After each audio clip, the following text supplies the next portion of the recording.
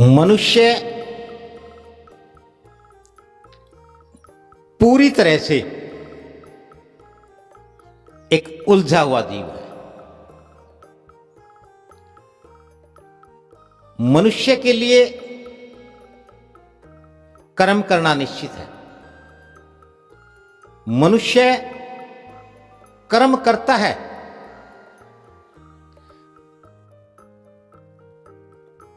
जब रचने वाले ने, बनाने वाले ने, जिसने तमाम गुण, धर्म, तत्व, कारण, जीव बनाए, और जब जीवों में मनुष्य के लिए कर्म करना तय किया, तो निश्चित है कि मनुष्य को कर्म करना ही है। मनुष्य चाह करके भी अकर्मा नहीं रह सकता। मनुष्य कर्म करता है, कर्म करेगा।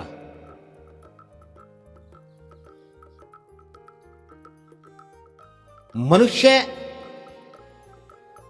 जो भी कर्म करता है,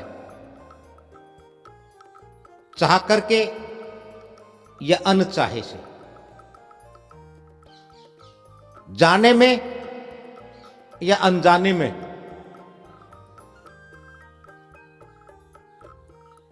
वह एक बात अवश्य कहता है कि वह भगवान को पाने के लिए कर्म करता है। वह भगवान को पाना चाहता है। मनुष्य को भगवान का अर्थ नहीं पता। मनुष्य को यह नहीं पता कि भगवान को क्यों पाया जाए, या भगवान के लिए कर्म किया जाए। जब भगवान ने मनुष्य को कर्म करता बनाया है, जब भगवान ने मनुष्य को कर्म करने का अधिकार दिया है, तो भगवान के लिए काम करने की, कर्म करने की क्या आवश्यकता है? यानी कि वो तो कर्म करने वाले से ऊपर है। फिर मनुष्य ये क्यों कहता है कि मैं तो जो भी कुछ करता हूं भगवान को पाने के लिए करता हूं। आज के संसार में अक्सर जितने लोग अंधविश्वास, पाखंड और धर्मांधता को मानते हैं, वो सभी भगवान को पा लेने की या भगवान के लिए करने की बात करते हैं, जबकि भगवान को किसी जीव के किसी कर्म की आवश्यकता नहीं है। क्योंकि भगवान ने तो मनुष्य को कर्म करता जीव बनाया और उसके साथ में उसके कर्म का फल भी निश्चित कर दिया, निर्धारित कर दिया कि जो कर्म करेगा, जैसा कर्म करेगा, वैसा तुझे उसका फल प्राप्त होगा। ये विज्ञान भी है और ये भगवान भी है। भगवान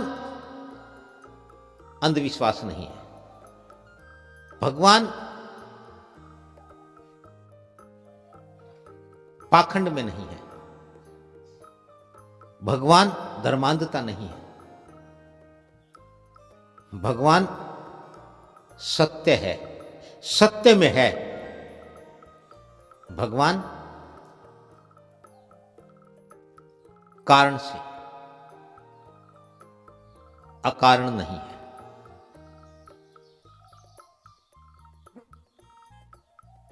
और जब मनुष्य कारण से करेगा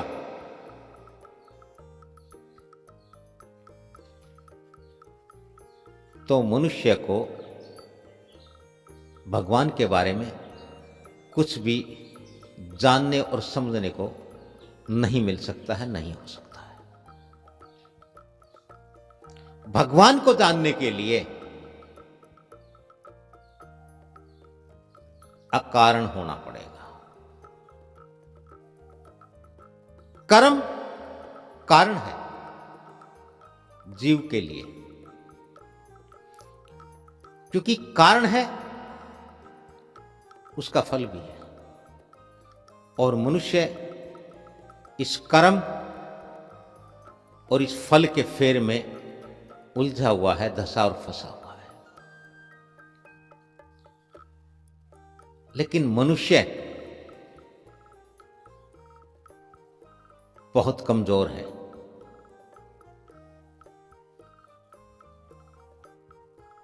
कायर है, डरपोक है, भयभीत है। मनुष्य यह मानता है कि यदि मैंने भगवान का नाम नहीं लिया, भगवान नहीं बोला, नहीं कहा, तो न जाने क्या हो जाएगा। और यही कारण भगवान का नाम लेने का कारण, भगवान कहने का कारण, भगवान से डरने का जो कारण है, यही कारण मनुष्य को इस संसार में दुखी, व्यथित, पीड़ित और परेशान किए गए। क्योंकि भगवान को कारण से नहीं, कारण से कर्म करने से मनुष्य को इस संसार के वो सब चीजें प्राप्त होती है, वो सब चीजें प्राप्त हो सकती हैं जिनमें मनुष्य उलझा फंसा और धंसा रहता है, धंसा रह सकता है। जिस दिन मनुष्य अकारण कर्म करेगा, उस दिन मनुष्य को भगवान को जानने का, भगवान को पाने का, भगवान से मिलने का अवसर प्राप्त होगा। उस दिन वह भगवान को जान लेगा। इसलिए कारण से यदि कर्म करते हैं, कारण के लिए यदि कर्म करते हैं, तो हम इस संसार में निश्चित रूप से अपने कर्म का फल भोगते हैं, और उससे जो भी प्राप्त होता है उससे किसी भी प्रकार की संतुष्टि और तृप्ति नहीं होती है, नहीं होने वाली है। जब अकारण किया जाएगा, अकारण जब करेंगे, जिसका हमें पता नहीं है, जिसका फल नहीं मालूम, क्या मिलेगा, तब मनुष्य को सर्वस्व मिलेगा, तब मनुष्य को परमात्मा मिलेगा, भगवान मिलेगा। भगवान को, परमात्मा को जानने का अवसर। और जिस दिन मनुष्य अकारण कर्म करके यह सब जान लेगा, यह सब पा लेगा, उस दिन मनुष्य तृप्त हो जाएगा, संतुष्ट हो जाएगा, और उसका जन्म का जो उद्देश्य है वो पूरा हो जाएगा। मनुष्य स्वयं परमात्मा में, भगवान में, प्रकृति में विलीन हो जाएगा। उसके बाद मनुष्य जीव के रूप में बार बार जन्मने और मरने से, आने और जाने से सदा सदा के लिए मुक्त हो जाएगा। इसलिए मनुष्य को इस कारण को करना चाहिए, क्योंकि यही मनुष्य जन्म का एकमात्र उद्देश्य है। और यह संसार, ये कर्म और कारण, भ्रम और भटकना है।